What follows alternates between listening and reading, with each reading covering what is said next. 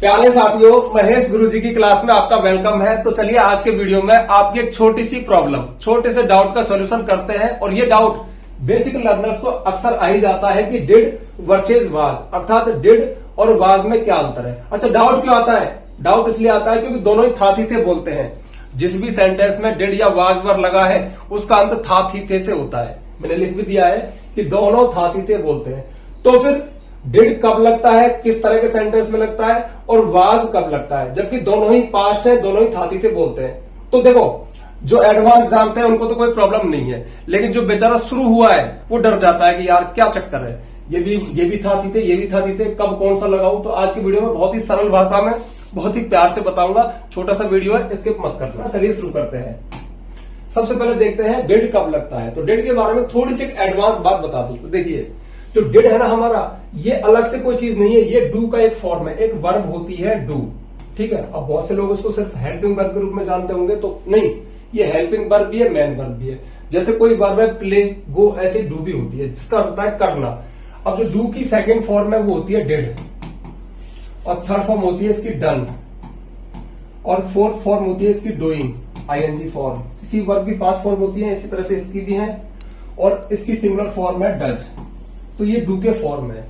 अब डिड को मैंने कहा लिखा पास्ट फॉर्म, यानी ये इसकी सेकंड फॉर्म है, V2 है। तो डू का अर्थ होता है करना, तो डिड का अर्थ होता है किया, है ना, किया था या किया। तो ये पास्ट को बताती है। ठीक है, तो ये तो उसका एडवांस फॉर्म हो गया। अब एडवांस को मारो गोली, आप तो सिंपल समझ लो कि ये डिड लगेगा कहां कहां। तो 3 स्थितियों में लगता है। सबसे पहली स्थिति है, ये मेन वर्ब के रूप में, मुख्य क्रिया के रूप में लगता है। और जब ये मुख्य क्रिया के रूप में लगेगा तो क्रिया क्या करती है, तो एक्शन बताती है। तो डू का काम क्या है, करना, तो फिर डिड का काम क्या है, किया। अब ये कब लगता है, तो देखो, मेन वर्ब के रूप में ये किया बोलता है, डू करना, और ये किया बोलता है। और ये कहां लगता है, ये और मैंने नहीं लिखा, ये लगता है पास्ट इंडिफिनिट टेंस में, पास्ट इंडिफिनिट टेंस में। क्यों? क्योंकि पास्ट इंडिफिनिट टेंस में हमेशा वर्ब की सेकंड फॉर्म आती है। जैसे I did my homework yesterday, इसका मतलब क्या है, कल मैंने अपना होमवर्क किया था, मैंने कल मेरा होमवर्क किया था। तो क्या बोला मैंने, किया था। अब किया पे भी सेंटेंस को रोक सकते हो, यानी डिड का मतलब किया था। पास्ट इंडिफिनिट टेंस में वर्ब की सेकंड फॉर्म आती है, और आपने क्रिया क्या काम में ले ली, करना, तो क्या बोलोगे, किया। जैसे जाना क्या होता है, गो, और आप बोला गए, गया था, तो क्या लगाओगे, वेंट। उसी तरह से डू करना, तो डिड किया था। सिंपल समझ में आ गया होगा। हु डिड इट, यह किसने किया था। ठीक है, प्रश्न है, तो यह किसने किया था। तो यहां पर ये डिड दोनों सेंटेंस में क्या है, ये मेन वर्ब है। ठीक है, यहां पर ये रही मेन वर्ब, यहां पर ये रही मेन वर्ब। ऐसे सेंटेंस बहुत कम निकलते हैं। अच्छा, डिड जिस चीज के लिए सबसे ज्यादा फेमस है वो है ये वाला हेल्पिंग वर्ब, यानी सहायक क्रिया के रूप में। और कब लगता है ये, पास्ट इंडिफिनिट टेंस में। डिड मेन वर्ब के रूप में, ये भी पास्ट इंडिफिनिट टेंस लगता है, लेकिन ये किया बोलता है। लेकिन पास्ट इंडिफिनिट टेंस में जब हेल्पिंग वर्ब के रूप में लगता है तो ये सिर्फ था थी थे बोलता है, किया नहीं बोलता है। जैसे when did you buy this car, इसका मतलब है कि तुमने यह कार, देखो, तुमने यह कार कब खरीदी थी। तो यहां पर डिड ने सिर्फ थी बोला, था थी थे। ठीक है, पास्ट इंडिफिनिट टेंस के जो अफर्मेटिव सेंटेंस है उनमें हम केवल वर्ब की सेकंड फॉर्म लगाते हैं, लेकिन पास्ट इंडिफिनिट टेंस के नेगेटिव और इंट्रोगेटिव, यानी प्रश्नवाचक और नकारात्मक वाक्यों में हम हेल्पिंग वर्ब डिड का यूज करते हैं, और वहां पर डिड सिर्फ था थी थे बोलता है। जैसे मैं खेला, आई प्लेड।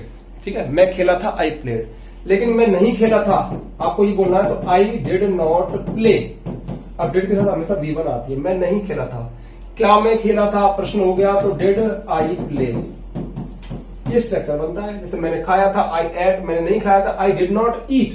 क्या मैंने खाया था, डिड आई ईट। इस तरह से, यानी कि पास्ट इंडिफिनिट टेंस के नेगेटिव इंट्रोगेटिव में ये हेल्पिंग वर्ब के रूप में यूज होता है। ठीक है, अगला एग्जांपल है, I did not eat food yesterday. इसका मतलब है कल मैंने खाना नहीं खाया था। तो देखो, मैंने कल खाना नहीं खाया था, तो डिड ने सिर्फ था बोला। और यहां पर डिड ने क्या बोला, मैंने होमवर्क किया था, किया भी बोला, था भी बोला। यहां पर सिर्फ, अब खेलना आना जाना ये तो वर्ब बोलेगी, इसने सिर्फ था बोला। तो ये पास्ट इंडिफिनिट टेंस की हेल्पिंग वर्ब है। सबसे खास बात, कभी गलती मत करना जब आप डिड लगाओगे सेंटेंस में हेल्पिंग वर्ब के रूप में, तो उसके साथ मेन वर्ब की फर्स्ट फॉर्म आती है। अगर यही सेंटेंस नीचे वाला या ये वाला अफर्मेटिव होते, जैसे मैंने खाया था, आप बोलते कि मैंने कल खाना खाया था, ऐसे ही तो बोल सकते हैं, तो आप क्या लिखते, आई एट फूड, ये डिड नहीं आएगा, नॉट नहीं आएगा, आई एट, आई एट फूड यस्टरडे, कल मैंने खाना खाया था। नहीं खाया था, डिड नॉट ईट, डिड के साथ फर्स्ट फॉर्म आएगी। तो दो यूज हमने देखे। तीसरा देखिए एम्फेसिस, यानी जोर देने के लिए। कई बार हम जोर भी देते हैं, जैसे एक तो देखो I did go to school, इसका मतलब है मैं स्कूल गया तो था। अगर ये बोलता कि मैं स्कूल गया था तो आई वेंट स्कूल, ये होता I went school, I went to school, मैं स्कूल गया था। ठीक है, अब क्या कह रहा है, मैं स्कूल गया तो था, तो था मतलब जोर दे दिया, गया तो था यार, तो फिर जोर दे दिया, तो फिर डिड को लगाया, I did go to school, यहां पर डिड भी आ गया और फर्स्ट फॉर्म भी आ गई। अब डिड के साथ तो V1 आएगी। तो ऐसा ये बहुत ही दुर्लभ स्ट्रक्चर है। देखो आई went school, I did not go ऐसा होता, लेकिन आई डिड गो जब मैंने दोनों एक साथ लगाए तो ये बोलेगा मैं स्कूल गया तो था। आप इसको नोट भी कर सकते हो, मैं स्कूल गया तो था, तो यहां पे इसने था बोला, यहां भी इसने था बोला, लेकिन अब स्थिति आपने देख ली, यानी कि मैन वर्ब के रूप में पास्ट इंडेफिनिट टेंस में, हेल्पिंग वर्ब के रूप में पास्ट इंडेफिनिट टेंस में, नेगेटिव इंटरोगेटिव सेंटेंस में और एम्फेसिस के अर्थ में, ये तीन तरह से हम डिड का यूज करते हैं। अब सिर्फ इसी को पढ़ा के टीचर भाग जाए, अरे भैया वाजवर और बता, तभी तो वर्सेज लिखा है कि तुलनात्मक, ये देख लो और ये देख लो और आज के बाद गलती मत करना।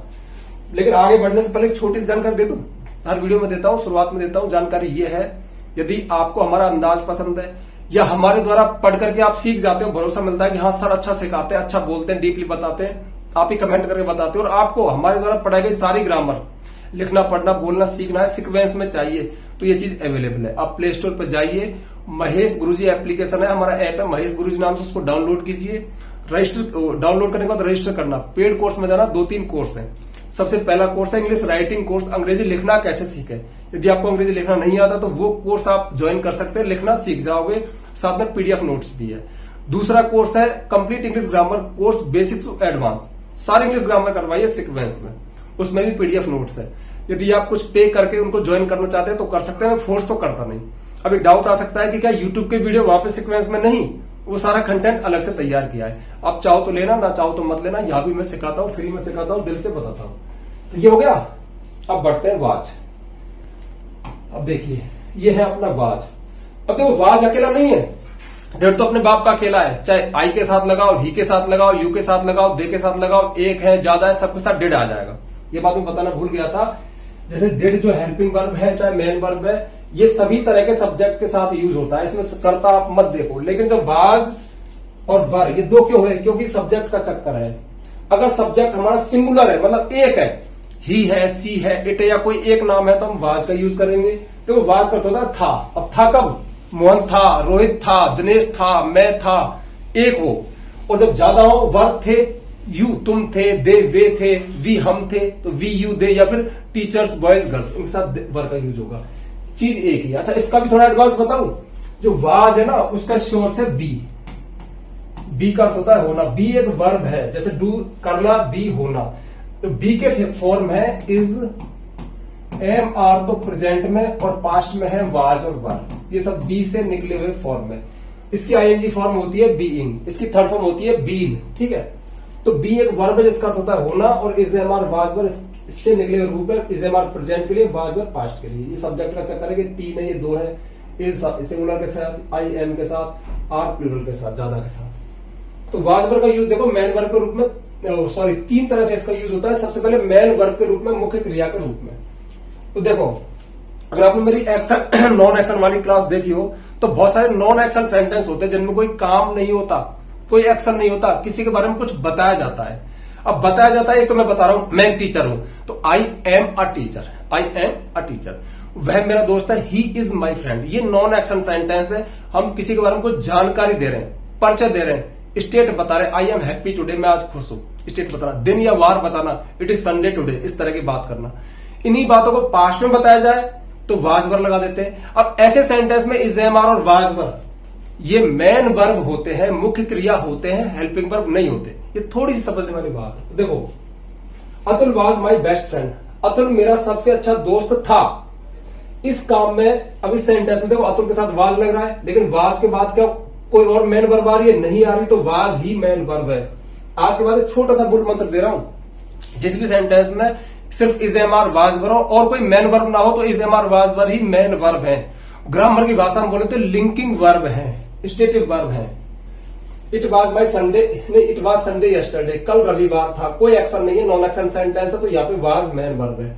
I was at home yesterday, मैं कल घर पे था, कोई एक्शन नहीं है, ठीक है, स्टेट बताइए, ठीक है, परिचय दिया है, तो वाज वर्ब ऐसे सेंटेंस में लगता है। जैसे दे वर एट होम, यहाँ पे दे होता तो वर लगा देता है, यू होता तो वर लगा देता है, तो वाज वर्ब एक ग्रुप है, सब्जेक्ट का चक्कर है।